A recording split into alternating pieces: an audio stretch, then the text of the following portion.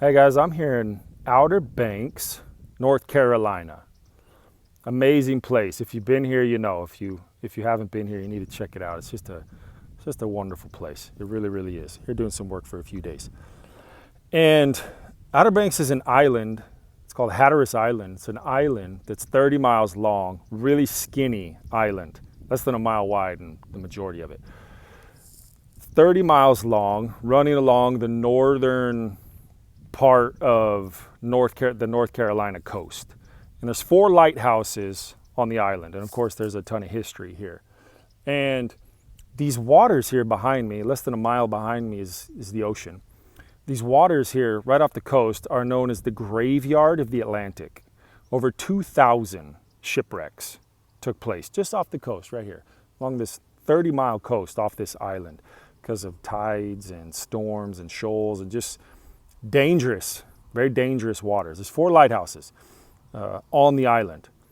And I got to thinking, sometimes we think about a lighthouse and some analogy, we're a light in the storm for people. And that is true. But really think about it, especially off these waters here. We're talking about over 2,000 shipwrecks took place right off these waters. I mean, thousands of lives were lost just right out here, because of stormy seas and because they couldn't navigate where they were going. Now, sometimes it's hard for us to process that because in this day and age, everybody's got, there's all this technology. You can see the storms coming in. You can see the tides. You can see how, what depths you're in, how shallow the water is. And obviously I don't even know when the last shipwreck was. Probably hasn't been one in quite a while, I would assume. These lighthouses, though, they're a monument now, but not back then. Back then, we're talking about life and death. Literally, we're talking about life and death. And even if the lighthouse was there with the storms, you didn't know sometimes.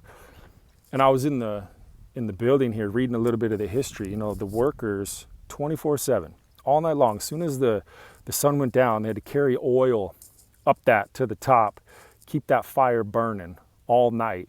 And they had like reflective glass that would, blast the light out. And if they didn't have that oil burning, if that fire wasn't burning, people died.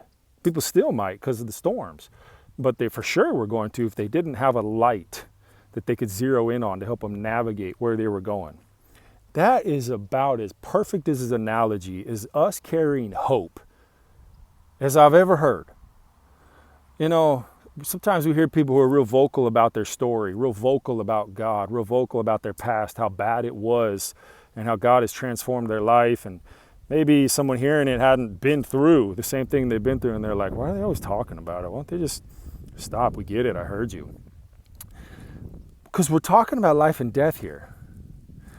If people don't keep that fire burning, okay, if people don't constantly keep that oil going in their life, there are people that are going to die because of it. I'm not responsible for other people's lives, and I'm not saying that. I'm simply saying that just my personal story and your personal story acts as that lighthouse there. And if the fire's always burning, hope's just like that. Hope's like a light in the darkness they can zero in on, and they know where they're going. They can head towards it. If that person did it, I can do it. If that person is saying it worked for them, it can work for me. How many people are navigating stormy seas right now in their life? My goodness. Everybody, to some extent. 100,000 people just died of overdose death from April 2020 to April 21. We forget, too, that's the amount of people that died. That's not the amount of overdoses. That's the amount of people that died from the overdoses. Those numbers are way higher. And when we keep screaming hope, when we keep talking about God, you keep praying for people, you keep giving people a word, you keep stepping out, you get to be like that lighthouse right there.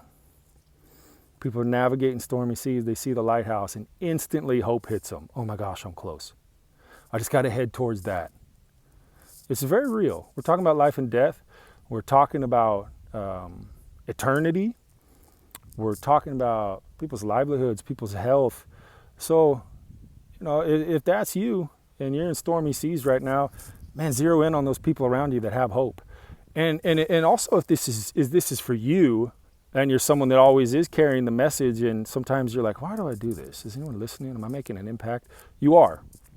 You are, I guarantee it. There's more people listening than you think. There's more people you're impacting than you think. Keep going. Keep that fire burning. You're impacting people in a very powerful and positive way. Don't stop. Don't give up. We need it now more than ever. There's more people hurting now more than ever.